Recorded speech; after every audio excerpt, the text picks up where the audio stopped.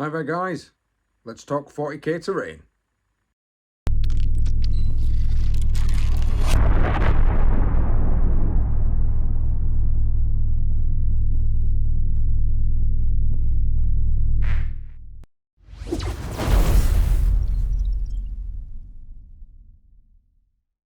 Thank you very much for joining me today. If you do like the channel, please consider liking, sharing, subscribing, and all the stuff you can do to help content creators here on YouTube.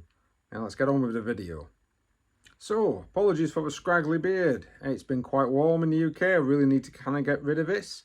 And in today's video, I'm gonna kind of talk about terrain in Warhammer 40,000, specifically those people that are going to be doing it now for 10th edition. 10th edition is just right around the corner. And I know for a fact that people are going to start putting terrain out there. They're going to start having videos on. They're going to start having battle reports. They're going to start playing the tournament games. And they're going to use not a lot of terrain because for some reason that's what a lot of the community seems to think that you do. You don't put a lot of terrain on the tabletop.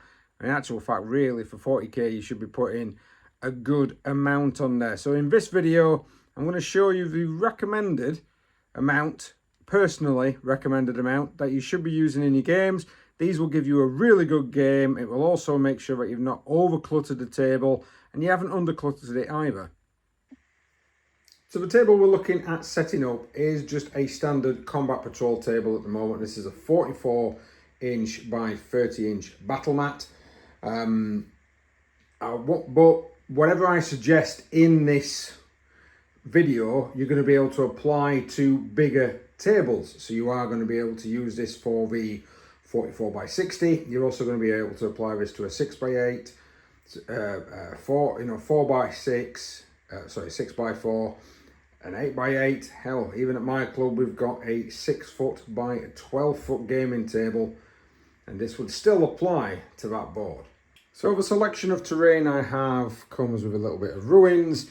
These are only a couple of the totes I have with terrain in. We've got a bit of scattered terrain with some crates. And of course, we've got some craters and we have trees.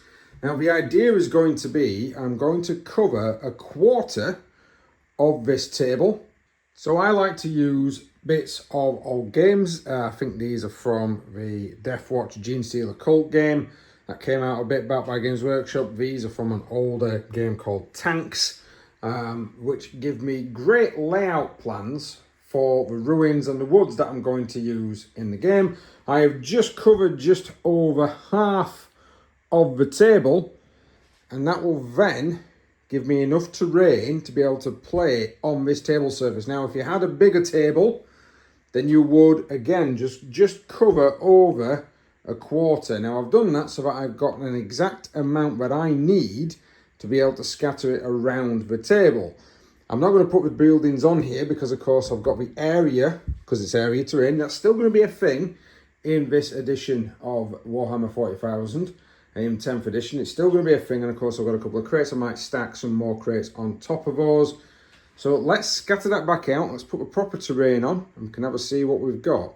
And this is the table that I've now set up using a quarter of the actual board. Now, as you can see, you've got some open spaces still, but there's also quite a bit of the terrain of the area that is covered by ruins. They're also going to be covered by the trees and the crates. You are going to be able to hide some units. There's not going to be too much of an alpha strike on turn one, so we should be able to get a really good combat patrol game going on a table this size. Blow it up to a bigger table, you're going to get the same effect. What I've done with the ruins, of course, is that I've put them across the table. This is so that we've got fields of fire that are going to be blocked. We've also got corridors of fire that you can kind of have, but are also blocked a little bit. Same down this side. Trees now give cover if any shots are going in or through them. And to be honest with you, these are also, the containers are also going to give you a lot of cover as well now, because if the model is wholly visible to everybody, it doesn't get a save. But when you're shooting on a unit, some of the units going to be behind it, some might be in front, you'll be shooting. Some of you guys might not be able to see, some guys might be able to see. If not everyone can see that figure's going to get covered. So from what I've read on those rules, There's going to be a lot more in the way of cover saves in the new game of Warhammer 40,000, especially take a close look at how visibility works. And that's it. It's really simple, really easy for those that are just starting out. It's a really nice, quick way of making sure you've got enough for the table. If you're playing combat patrol, or if you're playing, even if you're playing kill team, you can do it a little bit like this. But I like to have quite a lot of dense terrain on kill team. That's more of a preference. If you do want to put more on, you can. Just let your opponent know before you do anything like that. More terrain is probably going to favour a close combat heavy army. Less terrain is going to favour a shooty heavy army. Although some of my best games I've ever had in my entire gaming career, I've been playing since this Warhammer 40,000, since Rogue Trader, was Tau versus Imperial Guard in City Fight, where you had lots and lots of dense terrain, because neither of them were that good at close combat and had to rely on shooting. Some of those games were absolutely corking. And that's it. That's all you need to do to really set up some good terrain in your upcoming games of Warhammer 40,000 10th edition. Just make sure that you've got at least a quarter of the table covered. If you want to know where I got that from, that is actually from an older edition of Warhammer 40,000. I think it might have been mentioned in the 4th edition rulebook, and I've carried that on ever since, if I'm honest.